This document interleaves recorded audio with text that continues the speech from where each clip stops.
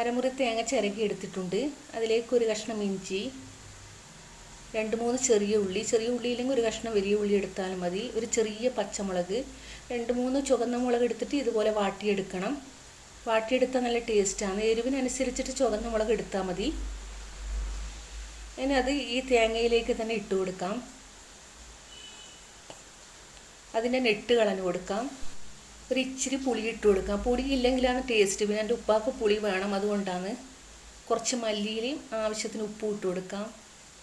അത് മൊത്തത്തിൽ മിക്സി ജാറിലേക്ക് ഇട്ട് കൊടുത്തിട്ട് ആവശ്യത്തിന് വെള്ളം ഒഴിച്ച് കൊടുക്കുക. ലെവൽ ചെയ്തിട്ട് വെള്ളം ഒഴിച്ച് കൊടുക്കണം. ഓവറായിട്ട് കൂടരുത്. ഇതുപോലെ പേസ്റ്റ് രൂപത്തിൽ അരച്ചെടുത്തിട്ട് മാറ്റി വയ്ക്കണം.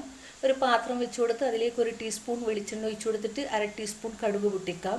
കുറച്ച് കറിവേപ്പിലയും ഒരു ചുവന്ന മുളക് പൊട്ടിച്ചത് ഇട്ട് കൊടുത്തിട്ട് മൊത്തത്തിൽ മൂപ്പിച്ചെടുത്തിട്ട് ഓഫാക്കിയ ശേഷം ഈ തേങ്ങ ഇട്ട് കൊടുത്തിട്ട് മൊത്തത്തിൽ മിക്സാക്കി എടുക്കണം. അടിപൊളിയാണ്. ഇഷ്ടപ്പെട്ടാൽ സബ്സ്ക്രൈബ് ചെയ്യാൻ മറക്കല്ലേ. Thank you.